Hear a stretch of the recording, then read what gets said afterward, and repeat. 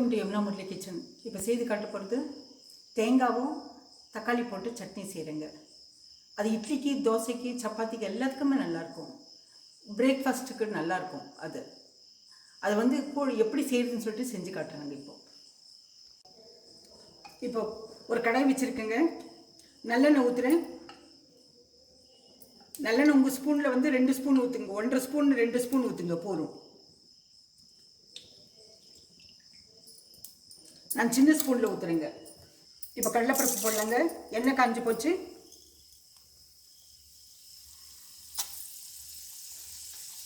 கடலைப்பருப்பு போடலாம். இதை கொஞ்சம் வறுத்துக்கலாம். அப்புறமா வரமிளகா போடலாங்க. கருவேப்பிலை கொஞ்சமாக போடலாம்.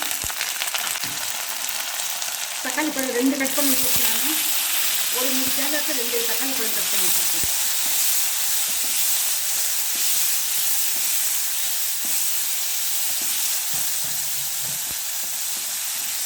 அப்புறமா இந்த தேங்காய் போட்டுக்கலாங்க. ஒரு 3 தேங்காய் துருவி வச்சுருக்கேன் நான்.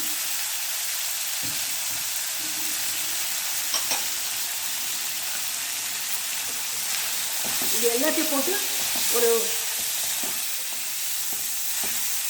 இந்த கடாயில் வறுத்துக்கலாங்க. எண்ணெயிலேயே ஸ்லோ ஃப்ளேம் வச்சுக்கலாங்க.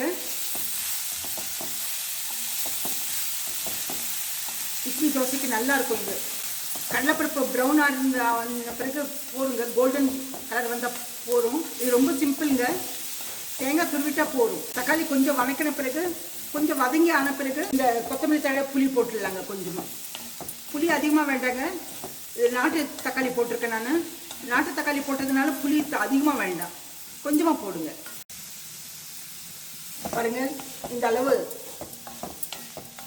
தக்காளி பண்ணால் நல்லா வணங்கி போச்சுங்க. இப்போ புளி போடலாங்க. புளி போட்டுட்டு கொஞ்சமாக கொத்தமல்லி தழைங்க. ஜாஸ்தி வேண்டாம், அதிகமாக கொத்தமல்லி தழை போடாதீங்க. இப்போ ஸ்டவ் ஆஃப் பண்ணிக்கலாம். இந்த சூட்டை வணக்கிடலாங்க. இந்த கொத்தமல்லி தழையை தேவையான உப்பு போட்டு மிக்சியில் போட்டுடலாங்க. இது ஆறின பிறகு தேவையான உப்பு இப்போ போட்டு வைக்கிறேன். இது ஆறின பிறகு மிக்சியில் போட்டு காட்டுறேங்க. நான் இப்போ ஆறி போச்சுங்க. மிக்சியில் போட்டு வச்சுருக்கேன். இப்போ மிக்சி போட்டு காட்டுறேங்க நான் உங்களுக்கு.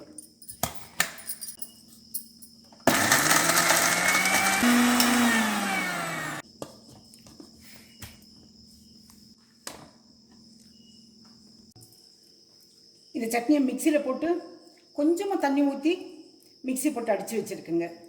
தேவையான உப்பு முதலே காட்டியிருக்கேன் உங்களுக்கு, போட்டிருக்கேன் நான். இது கூட வந்து இந்த இட்லி வச்சுருக்கேங்க. 2 இட்லி வச்சுருக்கேன். இட்லிக்கு ரொம்ப அருமையாக இருக்கும் இதை வச்சு சாப்பிடும்போது. நீங்கள் இது செஞ்சு பாருங்கள். செஞ்சு பார்த்துட்டு இந்த ரெசிபி பிடிச்சிருந்தா லைக் பண்ணுங்கள், ஷேர் பண்ணுங்கள், சப்ஸ்கிரைப் பண்ணுங்கள், கமெண்ட் பண்ணுங்கள். மறக்காமல் பெல் பட்டன் ப்ரெஸ் பண்ணுங்கள். அடுத்த ரெசிபியில் பார்க்கலாம்.